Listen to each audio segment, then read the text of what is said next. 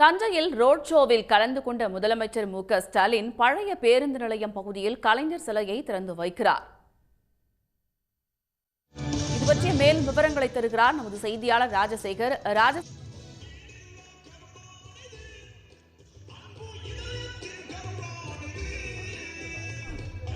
தஞ்சையில் ரோட் ஷோவில் கலந்து கொண்ட முதலமைச்சருக்கு பொதுமக்கள் உற்சாக வரவேற்பு அளித்தனர். பழைய பேருந்து நிலையம் பகுதியில் முதலமைச்சர் மு.க.ஸ்டாலின் தற்போது கலைஞர் சிலையை திறந்து வைக்க இருக்கிறார்.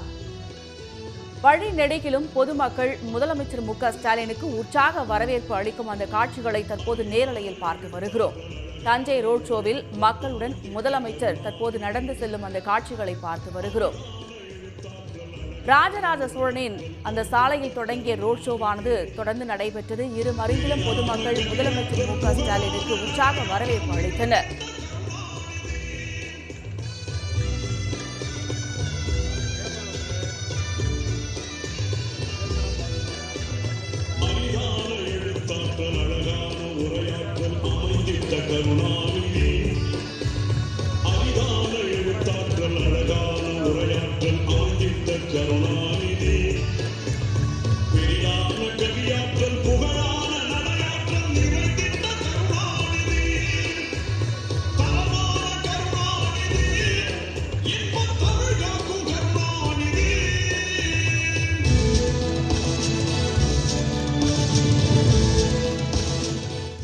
பழைய பேருந்து நிலையம் பகுதியில் கலைஞர் சிலையை முதலமைச்சர் மு.க.ஸ்டாலின் திறந்து வைக்க இருக்கிறார். இது பற்றிய மேலும் விவரங்களை தருகிறார் நமது செய்தியாளர் இஸ்லாம். முழு விவரம்.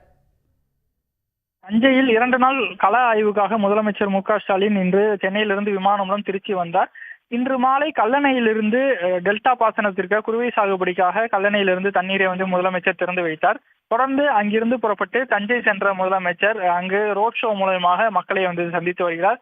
இன்னும் சற்று நேரத்தில் அவர் தஞ்சை பேருந்து நிலையம் அருகே அமைக்கப்பட்டுள்ள கலைஞரின் உருவ சிலையை திறந்து வைக்கவுள்ளார். முன்னதாக அங்கு சாலையில் திரண்டிருக்கக்கூடிய மக்களை அவர் முதலமைச்சர் சந்தித்து வருகிறார். அங்கு திரண்டிருக்கக்கூடிய மக்கள் மிகுந்த உற்சாகத்துடன் முதலமைச்சருக்கு தங்களுடைய வாழ்த்துக்களை தெரிவித்து வருகிறார்கள்.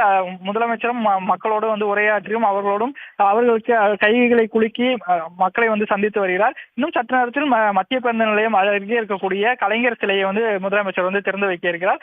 அந்த சிலை திறப்பிற்கு பின்பாக இன்று இரவு தஞ்சையில் ஓய்வெடுக்கும் முதலமைச்சர் நாளை காலை திருவையாறு சட்டமன்ற உறுப்பினர் துரை சந்திரசேகர் அவருடைய இல்ல திருமண விழாவில் கலந்து கொள்கிறார். தொடர்ந்து அடுத்த நிகழ்வாக நலத்திட்ட உதவிகள் வழங்கும் நிகழ்வு அளிக்கிறது.